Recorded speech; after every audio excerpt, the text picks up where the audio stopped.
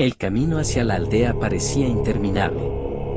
Las montañas, cubiertas de niebla, ocultaban la luz de la luna, y solo los faros del auto iluminaban la carretera estrecha y húmeda. Clara, la madre, mantenía ambas manos firmes en el volante, aunque llevaba horas conduciendo. En el asiento del copiloto, su esposo Julián dormitaba, con la cabeza apoyada en el cristal empañado. Atrás, los hijos iban en silencio. Sofía, la mayor, de 15 años, y Daniel, de apenas 9, jugaban con la linterna del celular, proyectando sombras en el techo del coche. «Mamá», dijo Sofía, de repente, con un tono extraño. «¿Escuchas eso?». Clara bajó el volumen de la radio rota que apenas emitía estática. «¿Escuchar qué, cariño?». Un murmullo, como si alguien nos hablara desde afuera. Daniel soltó una risa nerviosa, pero se acurrucó más en el asiento. Clara apretó el volante. En ese lugar remoto no había más autos, no había casas, no había nada. Solo bosque. La aldea apareció de golpe, como un fantasma emergiendo de la niebla. Apenas unas cuantas casas de piedra, abandonadas, y en el centro, una iglesia derruida con la cruz torcida. El único edificio que parecía en pie era la vieja casona de piedra que habían heredado de un tío lejano de Julián. El portón chirrió cuando lo empujaron.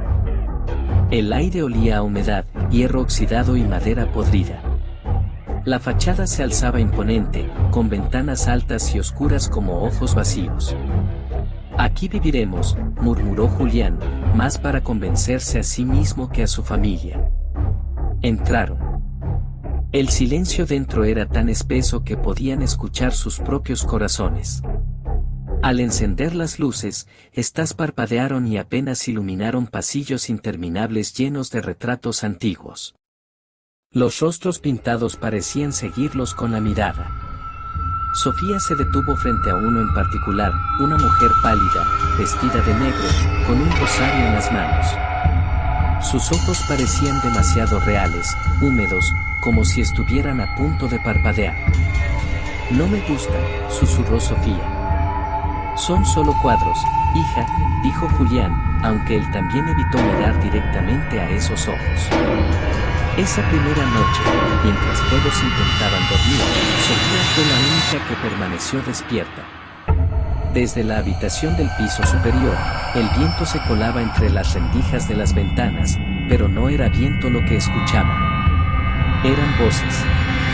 Un murmullo bajo, constante, como si muchas personas rezaran al mismo tiempo en un idioma imposible. Se levantó y caminó hacia el pasillo oscuro. A cada paso, la voz parecía acercarse más.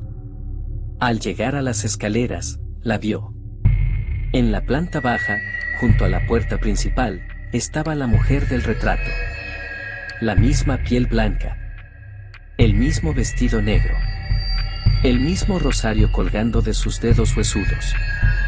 Y, esta vez, los labios se movían. Sofía quiso gritar, pero ninguna palabra salió de su boca. La mujer levantó la cabeza lentamente y clavó los ojos en ella. No eran de pintura, eran ojos humanos, brillantes, llenos de odio. La muchacha corrió de regreso a su cuarto, cerró la puerta y se metió bajo las mantas. Fingió dormir hasta que, horas después, el amanecer tiñó el cielo de un gris enfermo. No se lo contó a nadie. Pero desde ese momento, la casa de piedra ya había marcado a su primera víctima. Capítulo 2, la primera noche. La mañana amaneció gris, como si el sol se negara a atravesar la neblina que rodeaba la aldea. Clara abrió las cortinas del cuarto principal y se encontró con un paisaje apagado, colinas envueltas en bruma y un bosque interminable que parecía observar la casa en silencio. El aire dentro estaba helado, incluso más que afuera. La humedad impregnaba las paredes y las tablas crujían como huesos viejos. Clara pensó en lo difícil que sería mantener ese lugar habitable, pero no lo dijo en voz alta, no quería preocupar a los niños. Mientras tanto, Sofía bajaba las escaleras con la mirada perdida. Apenas había dormido. La imagen de la mujer junto a la puerta la perseguía todavía. Su piel estaba pálida y sus ojos rojos por el insomnio. ¿Estás bien, hija?, preguntó Julián, que trataba de arreglar la cafetera oxidada de la cocina. Sí, solo estoy cansada. Pero en realidad, había pasado horas escuchando esos murmullos. No eran sueños, lo sabía con certeza. En mitad de la noche, los susurros se habían transformado en voces claras que decían su nombre. Una y otra vez. Daniel corría por el pasillo principal jugando con una pelota de goma. La lanzó contra una de las puertas cerradas y ésta rebotó con un golpe seco. Cuando fue a recogerla, notó que la puerta estaba entreabierta. Empujó apenas unos centímetros y la oscuridad del interior lo envolvió. Era una biblioteca pequeña, con estantes llenos de libros que olían a polvo y a humedad. El niño entró, curioso. La pelota rodó bajo un mueble y, al agacharse para alcanzarla, escuchó un crujido, como si alguien caminara detrás de él. Se giró, pero no había nadie. Solo libros. Solo silencio. Entonces, una de las estanterías vibró levemente y un tomo grueso cayó al suelo. Daniel lo recogió, no tenía título, solo una tapa de cuero oscuro, casi negro.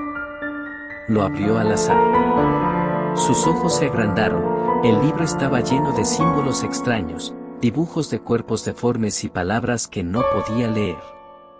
Sintió un escalofrío recorriéndole la espalda. Cerró el libro y lo dejó donde estaba. Cuando salió de la biblioteca, la puerta se cerró sola detrás de él. Al caer la tarde, Clara decidió encender la chimenea. Mientras acomodaba la leña, se dio cuenta de que alguien había dejado papeles arrugados dentro, como si hubieran intentado quemarlos. Los desdobló, eran páginas arrancadas de un diario, escritas con letra apurada. Las frases eran cortas, repetitivas, obsesivas, el susurro no calla. No me deja dormir. Dice mi nombre, dice mi nombre, dice mi nombre. Clara sintió un nudo en la garganta. Guardó las hojas sin decir nada a los demás. Esa noche, mientras todos intentaban descansar, Sofía volvió a despertar a la misma hora, las 3:15 de la madrugada. El silencio era tan absoluto que podía escuchar el latido de su corazón. Y entonces, los susurros comenzaron. Esta vez no eran lejanos ni confusos. Estaban en su habitación. Sofía. La voz era profunda, masculina, pero al mismo tiempo femenina, como si hablara con dos tonos a la vez. Sofía, baja conmigo. Ella se levantó de la cama, hipnotizada. Sus pies descalzos tocaron el suelo helado y caminaron por sí solos hacia el pasillo. La casa parecía viva, las paredes respiraban, las sombras se alargaban más de lo normal. Llegó a la escalera. Abajo, la puerta principal estaba entreabierta. Afuera, la niebla se movía como si tuviera forma. Y allí estaba la mujer otra vez. El vestido negro, el rosario en la mano, los ojos brillando. Pero ahora sonreía. Ven, dijo, con un susurro que se metió directo en la mente de Sofía. La muchacha dio un paso hacia la escalera, y una mano fuerte la detuvo del brazo. Era Clara. ¿Qué haces aquí, Sofía? Su voz temblaba. ¿Por qué estás fuera de tu cama? Sofía miró hacia abajo. La mujer había desaparecido. Solo quedaba la puerta cerrada y el silencio. A la mañana siguiente, Clara no pudo ignorar más lo que estaba ocurriendo.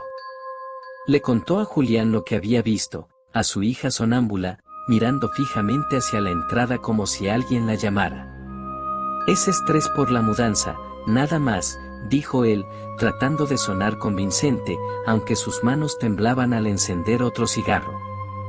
Pero algo en su interior sabía que no era cierto. La tensión creció durante el día. Los niños discutían, los ruidos de la casa eran constantes, pasos en el piso de arriba cuando nadie estaba allí, golpes secos en las paredes, susurros en las esquinas. Daniel intentó contarlo del libro extraño, pero Julián lo regañó, pensando que inventaba cosas para asustar a su hermana. Por la noche, cuando Clara fue a acostarse, encontró un crucifijo tirado en el suelo junto a la cama. Era el mismo que había colgado en la pared esa mañana. Al recogerlo, notó que el metal estaba caliente, como si hubiera estado expuesto al fuego. La segunda noche fue peor. Sofía volvió a despertar a las 3:15. Esta vez no caminó, pero escuchó claramente la voz en su oído: «Pronto serás mía». El aire en la habitación se volvió irrespirable. Un olor a azufre la hizo toser y, en el espejo, vio algo que no debía estar allí, un reflejo detrás de ella. Una silueta alta, con cuernos retorcidos y una sonrisa de dientes imposibles. Cerró los ojos con fuerza. Cuando los abrió, el reflejo ya no estaba. Pero el espejo tenía ahora una grieta que antes no existía, como si alguien lo hubiera golpeado desde dentro. Mientras tanto, en la cocina, Julián no podía dormir. Buscó una botella de licor en el armario y se la sirvió temblando. Había encontrado las páginas del diario que Clara intentó ocultar. Y había leído algo más, escrito en la última hoja. El sacerdote no jura. El demonio no se va. Se queda en la sangre de los niños. Un ruido lo hizo voltear.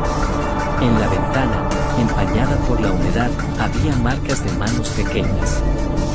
No de un niño, no de un adulto, eran manos alargadas, de dedos demasiado finos, como garras.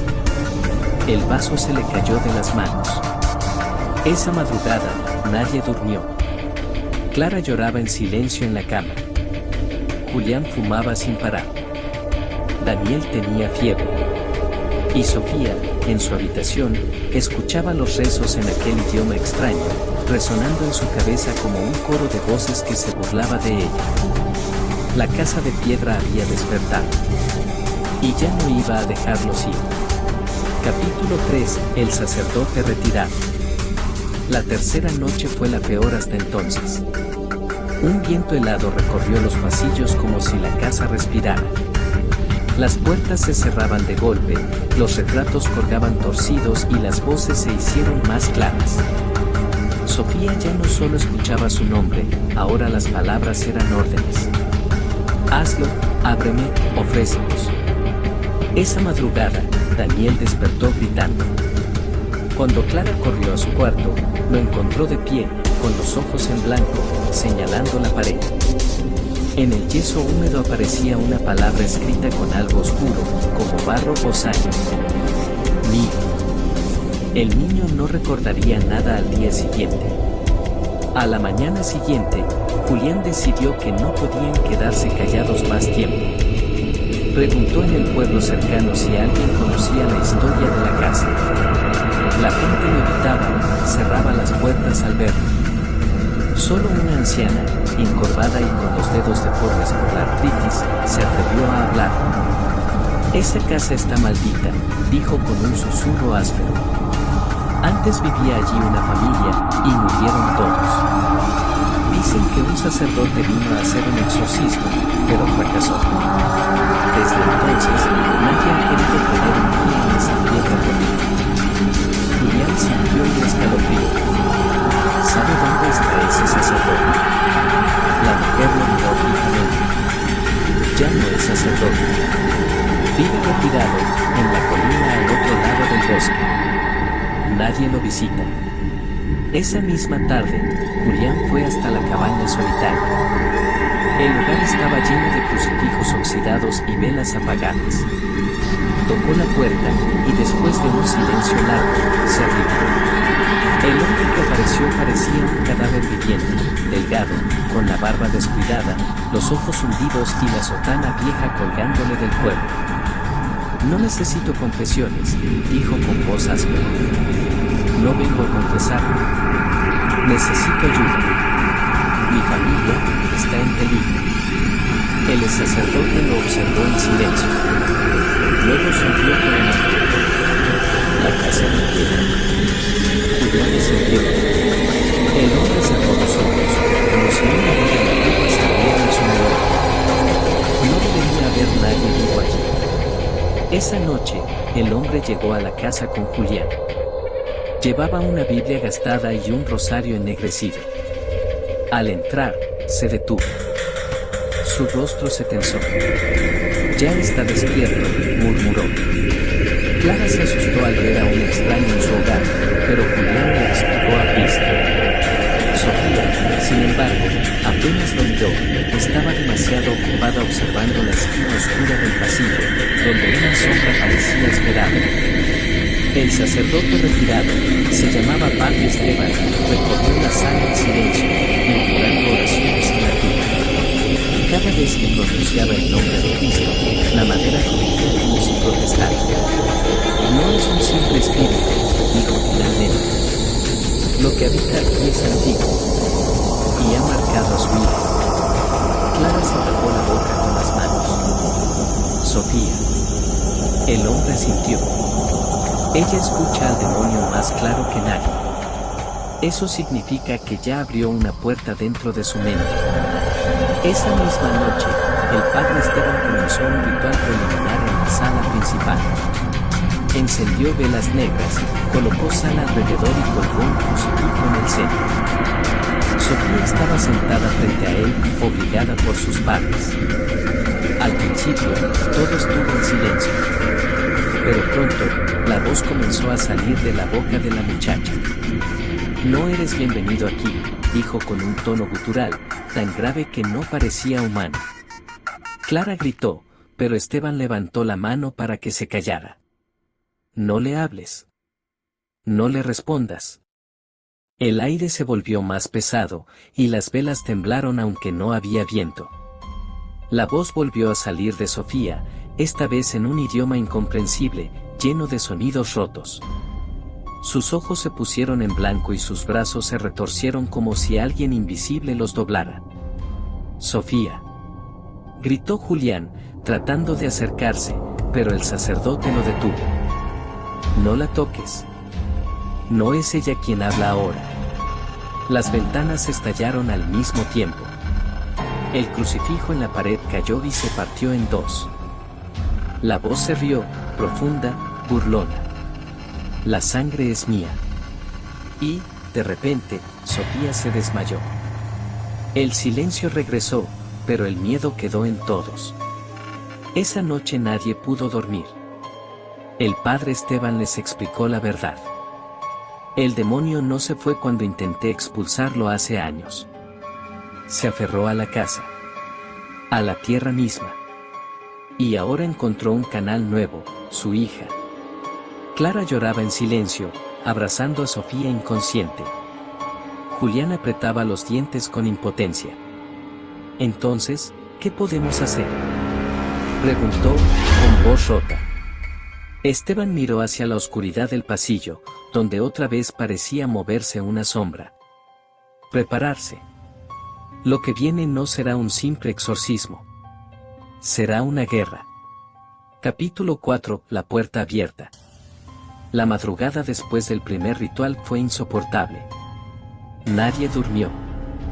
El padre Esteban permaneció sentado frente al fuego de la chimenea, con el rosario en la mano y los ojos abiertos como si esperara un ataque en cualquier momento.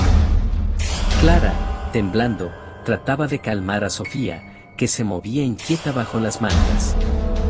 Julián daba vueltas por la casa, encendiendo cigarrillos y apagándolos sin fumarlos. El silencio parecía tener un peso propio, como si colgara en el aire. Y dentro de ese silencio, de pronto, algo se rompió, un llanto. No venía de ninguno de ellos. Era un llanto de bebé. Clara se levantó de un salto, con el corazón acelerado. El sonido venía del piso de arriba.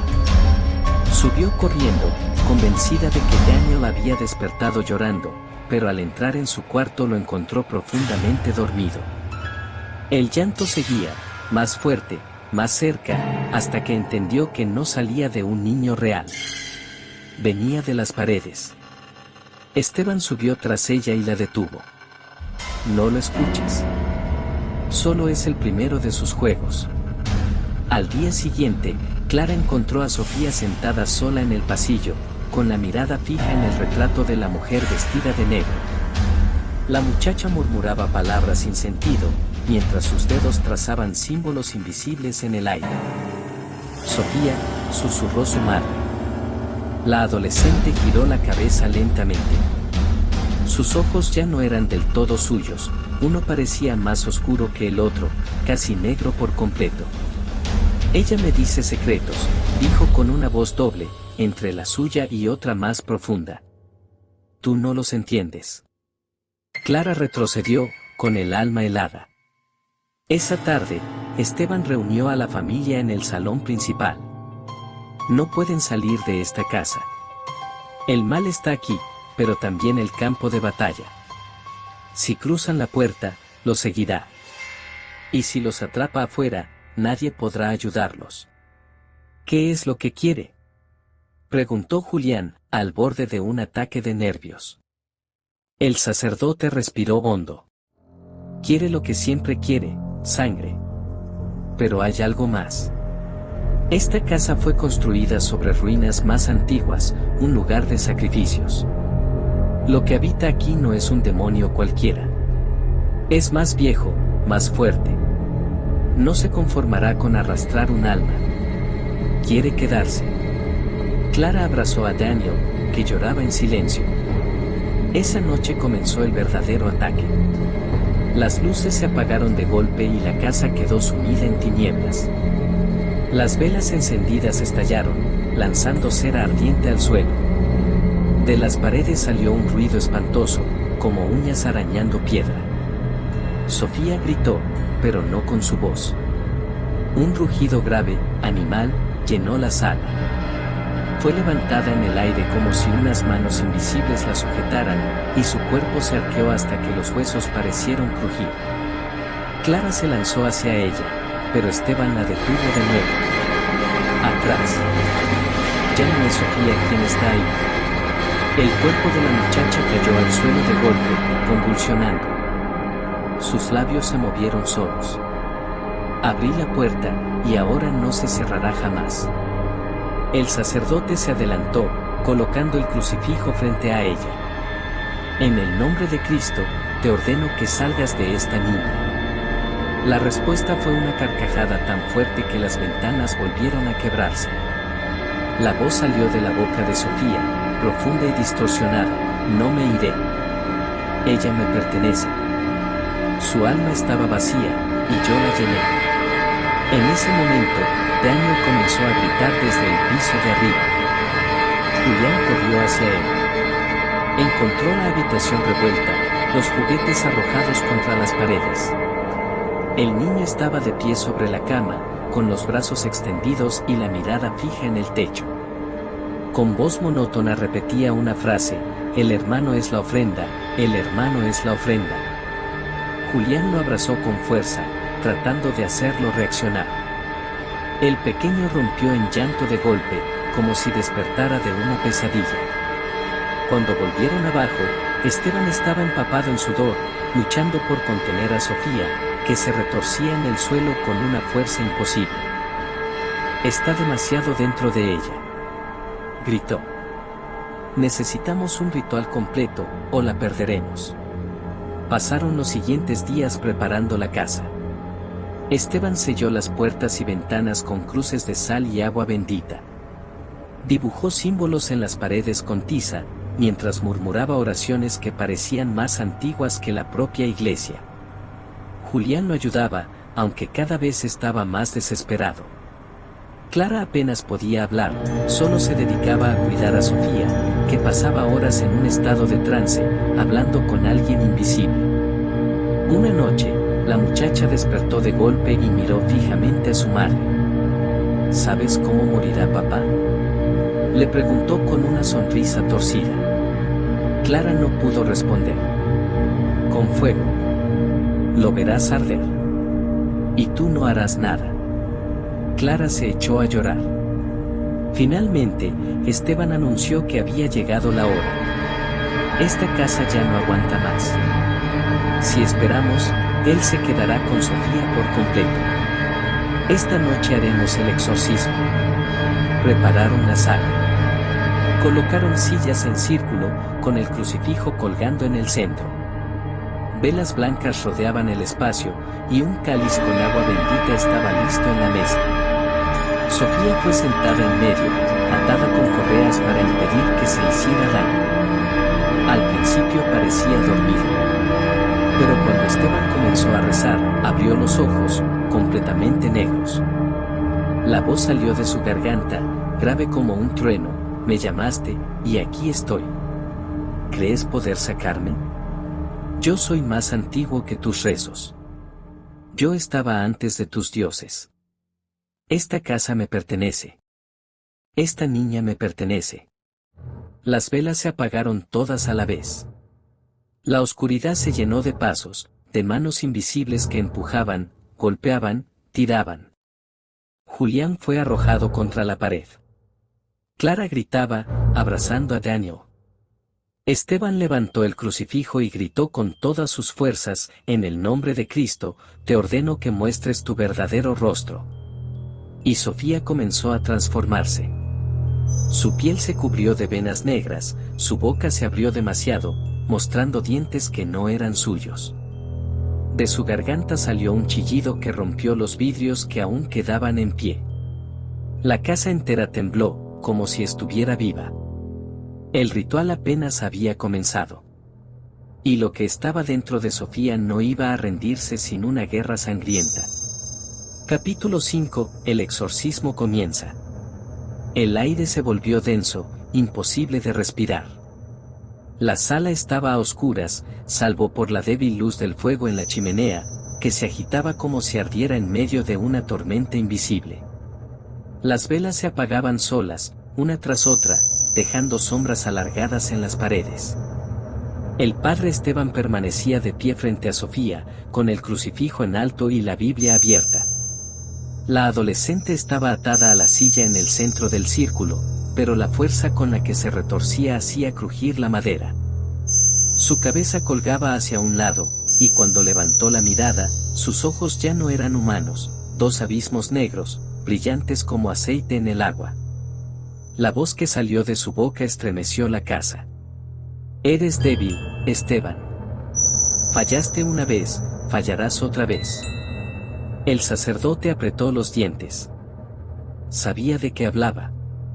Sabía que el demonio recordaba su derrota de años atrás, cuando no pudo salvar a la familia que había vivido en esa misma casa. No soy yo quien lucha ahora, respondió con firmeza. Es él. Comenzó a rezar en latín. Las palabras resonaron como un latigazo en el aire. Sofía se arqueó hacia atrás, gritando con una voz múltiple, como si decenas de gargantas hablaran a través de la suya. Julián intentó acercarse a su hija, pero una fuerza invisible lo arrojó contra la pared. Sus costillas crujieron y cayó al suelo sin aliento. Clara gritó su nombre, pero también fue empujada hacia atrás. Solo Daniel, temblando en un rincón, permaneció intacto, como si algo lo observara con un interés especial.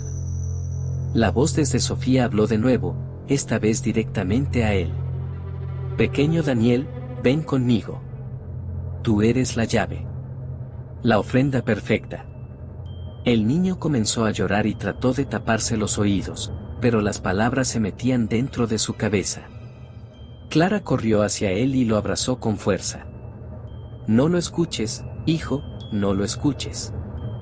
El padre Esteban avanzó un paso más, sudando a mares. Por el poder de Cristo, te ordeno que reveles tu nombre. El cuerpo de Sofía se agitó con violencia. Su piel se tensó, como si algo debajo intentara salir. Sus labios se movieron, y lo que salió de su boca fue un sonido inhumano, un rugido mezclado con un chillido. Luego, finalmente, palabras. Yo soy el que devora. Yo soy la voz que existía antes de tus rezos. Yo no tengo nombre, porque los nombres me temen. Las velas que aún quedaban encendidas explotaron al mismo tiempo. Un olor nauseabundo llenó la sala, azufre, carne podrida, sangre vieja. De pronto, el demonio cambió de táctica. La voz de Sofía se suavizó, imitó a Clara. Hija, ven conmigo, no tengas miedo. Sofía levantó la cabeza. Por un instante, sus ojos volvieron a ser los de siempre, llenos de lágrimas. Mamá, susurró. Ayúdame. Clara quiso correr hacia ella, pero Esteban la detuvo con un grito, no es ella. No lo creas. Un segundo después, Sofía se rió con una carcajada gutural y su cuello se torció con un chasquido brutal, doblándose en un ángulo imposible. La sala entera comenzó a temblar.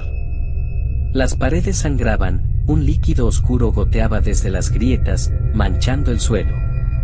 Los retratos antiguos se movían solos, los rostros pintados deformándose en muecas de dolor y odio. Julián, aún en el suelo, levantó la vista y vio el retrato de la mujer vestida de negro. Esta vez, ya no estaba pintada, estaba viva dentro del marco, mirándolo fijamente, con los labios moviéndose al ritmo de los susurros. Ella fue la primera, dijo Esteban, señalando el cuadro. Una madre que entregó a sus hijos al demonio en un pacto de sangre. Sus espíritus aún habitan aquí. Es con ellos con quienes luchamos. El demonio rugió, sacudiendo el cuerpo de Sofía hasta que las cuerdas parecieron romperse. De su boca salió un chorro de sangre que manchó el crucifijo de Esteban. El sacerdote no se detuvo. Gritó con todas sus fuerzas, Cristo domina este lugar. Cristo es la luz en la oscuridad. El cuerpo de Sofía se convulsionó, y una voz más aguda, distinta, se filtró entre los rugidos. Ayúdame, por favor, ayúdame. Era ella. Era su verdadera voz. Sofía aún estaba allí, atrapada bajo el peso de la sombra. Clara cayó de rodillas, llorando. Resiste, hija, resiste. El demonio respondió con otra carcajada. Ella ya no es tu hija. Ella me pertenece. Cuando amanezca, abriré la puerta y todos seréis míos. Y al pronunciar esas palabras, la puerta principal de la casa se abrió sola con un estruendo, dejando entrar un viento helado y la niebla espesa que parecía tener vida propia.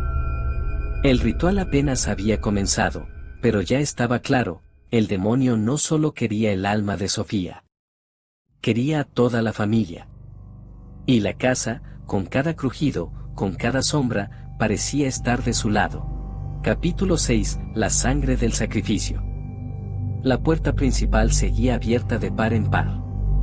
La niebla entraba en la sala como si fuera humo vivo, reptando por el suelo, trepando por las paredes, acariciando los cuerpos con dedos invisibles. El aire se volvió helado, y Clara tuvo la sensación de que algo la rozaba en la nuca. El padre Esteban alzó el crucifijo hacia la puerta. En el nombre de Cristo, cierro este umbral. La madera tembló, rechinando como si resistiera. La puerta se cerró de golpe con tal fuerza que los vidrios estallaron. Pero el mal ya estaba dentro, la niebla se quedó, ondulando como un mar espeso alrededor de sus pies. Sofía se levantó de golpe, rompiendo las ataduras como si fueran hilos. Su cuerpo estaba erguido de manera imposible, con la cabeza ladeada y los brazos extendidos. Sus labios se movieron, pero la voz que salió no era la suya. El sacrificio está incompleto. Sangre se derramó aquí, y más sangre se debe ofrecer. Julián trató de avanzar hacia ella, pero fue empujado contra el suelo por una fuerza invisible. Se arrastró, con la boca sangrando, mientras gritaba el nombre de su hija. Clara abrazó a Daniel con fuerza, como si pudiera esconderlo bajo su pecho. Pero el niño lloraba, tapándose los oídos. Mamá, está dentro de mi cabeza, me habla, dice que me necesita. El demonio rió a carcajadas con la boca de Sofía. El hermano menor. Sí. Siempre fue para mí. La niña solo abrió la puerta, pero la ofrenda perfecta es él. Esteban gritó con furia, golpeando el suelo con el crucifijo. Mientes, espíritu inmundo. No tendrás a este niño. Pero la entidad se burló. ¿Miento? Pregúntale al sacerdote por qué fracasó la primera vez. Pregúntale por qué esta casa sigue ardiendo en mi fuego. Los ojos de Esteban se llenaron de sombras del pasado. Recordaba claramente aquella noche, años atrás, otra familia, otros niños, los gritos, el olor a carne quemada. Recordaba haber huido, vencido, dejando a los inocentes atrás. Clara lo miró horrorizada. «¿Es cierto? ¿Ya habías estado aquí antes?» El sacerdote no respondió. Apretó el crucifijo con fuerza, como si su silencio pudiera borrar los pecados. De repente, el suelo tembló con violencia. Las tablas se partieron y de las grietas comenzó a brotar agua oscura, mezclada con barro y un olor metálico. No era agua. Era sangre. La sala se llenó con el hedor insoportable del hierro oxidado. Los retratos en las paredes lloraban lágrimas negras que goteaban sobre los rostros deformados de las figuras pintadas. Sofía caminó lentamente hacia Daniel, como si fuera arrastrada por hilos invisibles. Sus ojos negros lo miraban con hambre. «Ven conmigo, hermanito. Solo un corte, solo una gota, y la puerta se abrirá por completo». Daniel gritó, intentando huir, pero la sombra lo rodeaba. Clara lo sujetó con todas sus fuerzas, mientras Julián trataba de levantarse con el rostro cubierto de sangre. Esteban se colocó frente a ellos, extendiendo el crucifijo. «Atrás, criatura del infierno. No tendrás a este niño mientras yo respire». El demonio, en la voz de Sofía, respondió con un gruñido que retumbó en los huesos de todos. «Entonces morirás como los otros». Una fuerza invisible lo lanzó contra la pared, quebrando los estantes y arrojando libros por todas partes. El sacerdote cayó al suelo, jadeando, pero no soltó el crucifijo. Se puso de pie de nuevo, tambaleándose. Entonces, todo se volvió peor. El fuego de la chimenea se apagó. El frío se volvió insoportable. Y en la penumbra, comenzaron a aparecer figuras, sombras humanas, decenas de ellas, de pie alrededor de la sala. No tenían rostro, pero sus bocas abiertas murmuraban al unísono en aquel idioma imposible. Los rezos llenaron la cabeza de Clara y Julián como agujas. Daniel gritó, tapándose los oídos. Esteban cayó de rodillas, rezando con desesperación. Sofía, en medio del círculo, sonrió con la boca abierta de par en par. «Ellos son mis hijos. Ellos cantan conmigo. Y pronto, ustedes también». En ese momento, Julián encontró una fuerza que no sabía que tenía. Se lanzó hacia Sofía, abrazándola con desesperación. «Llévame a mí, maldito. Déjala a ella, déjalos en paz». La sombra se estremeció. Por un instante, la voz del demonio cayó. Sofía parpadeó, y sus ojos volvieron a ser los de siempre. «Papá», susurró. «No me dejes». Esteban aprovechó ese segundo. Se puso de pie, levantó el crucifijo y gritó con todas sus fuerzas, «En el nombre de Cristo. Te ordeno que abandones este cuerpo». La sala estalló en un rugido. Las figuras de sombra comenzaron a deshacerse, gritando con voces imposibles. El suelo temblaba, los muros crujían, las velas se encendieron solas con llamas azules. El demonio volvió a hablar, con furia: «No acabarás conmigo, viejo. Solo con sangre se cierra la puerta. Solo con un sacrificio». Las palabras quedaron grabadas en el aire como un eco eterno. Y en ese instante, todos entendieron lo que el demonio exigía: para sellar la casa, alguien debía morir. Capítulo 7. El precio de la puerta. La sala parecía respirar como un ser vivo. Las paredes se contraían y se dilataban, las sombras se movían solas, y el olor a sangre fresca se mezclaba con el humo de las velas que ardían con fuego azul. En el centro, Sofía permanecía erguida, los ojos completamente negros, la piel marcada por venas oscuras que se extendían como raíces bajo la carne. Su voz ya no era suya, era profunda, múltiple, como un coro de gargantas enloquecidas. Una vida por la puerta. Una vida por el sello. Así fue antes, así será ahora. Clara abrazó a Daniel con tanta fuerza que casi lo sofocó. No tendrás a mi hijo. El demonio rió con una carcajada que heló el alma. No hablo de él, aunque sería perfecto. Hablo de ti, sacerdote. El que fracasó antes. El que me dejó reinar en esta casa. El padre Esteban bajó la cabeza. Sus manos temblaban al sostener el crucifijo. Recordaba el pasado, aquella familia perdida, los gritos de los niños, su huida cobarde. Era cierto. Había fallado. Julián, con el rostro ensangrentado, lo miró con odio. ¿Todo esto es culpa tuya? ¿Sabías lo que vivía aquí y aún así nos dejaste entrar? No, balbuceó Esteban, con lágrimas en los ojos. No sabía que volvería a despertar. Juré que había quedado encerrado. El demonio habló otra vez con la boca de Sofía. Mientes.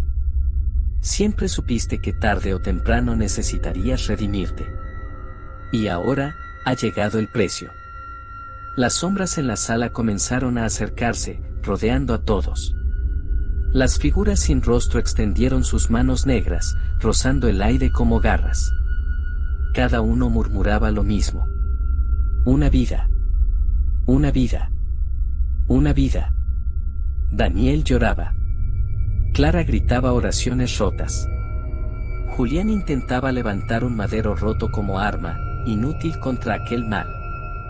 El padre Esteban comprendió entonces lo inevitable. Miró a Sofía, atrapada dentro de su propio cuerpo. La muchacha lloraba sangre, y por un instante sus ojos volvieron a ser humanos. «Ayúdame», susurró, antes de que el demonio volviera a cubrirla. Esteban respiró hondo. «Basta. Si con mi vida puedo sellar esta puerta, entonces que así sea». Clara gritó, negando con la cabeza. «No. Tiene que haber otra manera». Pero el sacerdote ya había decidido. Avanzó hacia Sofía, crucifijo en mano. Se arrodilló frente a ella y apoyó la frente contra la suya. «Perdóname, hija. Perdóname por no haber salvado a los otros. Esta vez no huiré». El demonio rugió, agitando el cuerpo de Sofía con violencia. «No te atrevas, viejo. Tu alma ya me pertenece». Esteban levantó el crucifijo y comenzó a rezar con una fuerza que parecía partirle la garganta. El aire vibró, las paredes se agrietaron y un estruendo sacudió la casa. La sangre en el suelo comenzó a hervir. «Señor, recibe mi alma y libérala de estas tinieblas», gritó con todas sus fuerzas. Entonces, se clavó el crucifijo en el pecho. El grito que salió de Sofía no era humano. Fue un rugido tan fuerte que hizo caer los retratos de las paredes y rompió los pocos cristales que quedaban en la casa. El cuerpo de Esteban ardió en llamas blancas, consumido desde dentro como si fuera una antorcha. La luz llenó la sala. Las sombras chillaron y comenzaron a deshacerse, derritiéndose en el suelo como cera negra. La voz del demonio se quebró en un alarido de furia. «No, no aún». Pero ya era tarde. La puerta de la casa se cerró con un estruendo final, y todas las ventanas estallaron hacia afuera, como si algo hubiera sido expulsado. La niebla desapareció. El silencio cayó sobre la casa como un manto. Cuando todo terminó, Sofía cayó al suelo, inconsciente. Sus ojos volvieron a ser normales. Clara corrió hacia ella, llorando, abrazándola con desesperación. Daniel se aferró a su madre, temblando. Julián se arrodilló junto al cuerpo del sacerdote, lo único que quedaba era un montón de ceniza gris, y el crucifijo ennegrecido en el centro. Lo logró, murmuró, con lágrimas en los ojos. Dio su vida por ella. El amanecer llegó horas después. La familia salió al exterior, exhausta, con los ojos rojos y el cuerpo quebrado. La casa de piedra, oscura y silenciosa, se alzaba detrás de ellos como una tumba cerrada. Sofía abrió los ojos por primera vez desde la noche anterior. Su voz era apenas un susurro. «Papá, mamá, ¿ya se fue?». Clara la besó en la frente, aunque en su interior sabía que nunca podría estar segura. Julián miró hacia la casa una última vez. El crucifijo ennegrecido seguía en el suelo, visible a través de la puerta rota. Y en el silencio absoluto del bosque, juraría haber escuchado algo más. Un susurro, débil, apenas audible. Esto no ha terminado. Epílogo, ecos de la oscuridad. La familia se había marchado del bosque. Sofía caminaba entre sus padres, tambaleándose, aún débil por lo sucedido. Daniel iba de la mano de Clara, con los ojos grandes y temblorosos. Julián miraba hacia atrás, hacia la casa de piedra que se alzaba entre la niebla matutina, silenciosa, como si nunca hubiera despertado. El sol comenzaba a teñir el cielo de un rojo apagado, pero en el aire todavía flotaba un olor extraño, a hierro, a humedad y a algo más antiguo, imposible de nombrar. ¿Terminó todo?, preguntó Sofía, con voz quebrada. Clara la abrazó, intentando llenar con su calor la noche de horror que había pasado. Sí, hija. Todo terminó. Julián no dijo nada. Su mirada estaba fija en la casa. Algo no le inspiraba confianza. Algo dentro de la piedra parecía vivo. Meses después, la familia había reconstruido su vida en otra ciudad, lejos de los bosques y de la niebla. Sofía volvió a sonreír, Daniel reía, y aunque Clara y Julián nunca olvidarían aquella noche, parecía que el mal había sido contenido. Pero algunas noches, en la quietud del hogar nuevo, Sofía despertaba a la misma hora, las 3:15 de la madrugada. Se levantaba sin hacer ruido, caminaba por el pasillo y miraba fijamente hacia la ventana, como si algo la llamara desde la oscuridad. Una noche, Clara escuchó un susurro. Débil, apenas audible, «Todavía estoy aquí». No había nadie. Solo la brisa moviendo las cortinas. Julián, al escuchar también el murmullo, comprendió que el sacrificio de Esteban había contenido al demonio, pero no lo había destruido. La puerta de la casa de piedra estaba cerrada, sí. Pero el mal que habitaba en ella había aprendido algo, la paciencia. La espera. Sofía volvió a la cama, abrazando a su madre, y murmuró, «Papá, mamá, lo escucho todavía». Clara cerró los ojos y la abrazó con fuerza. Julián miró hacia afuera, hacia la noche, y sintió el escalofrío de algo que no tenía cuerpo pero podía observarlos. La casa de piedra permanecía lejos, pero el demonio ya no necesitaba estar allí. Había encontrado un lugar en su memoria, en su sangre, en su miedo. Y sabía que volvería. El susurro se convirtió en un eco en su mente, «Esto no ha terminado, nunca terminará». Y en la quietud del hogar, la familia comprendió la verdad más aterradora de todas, el mal no necesita puertas abiertas. Siempre encuentra un camino. Siempre espera.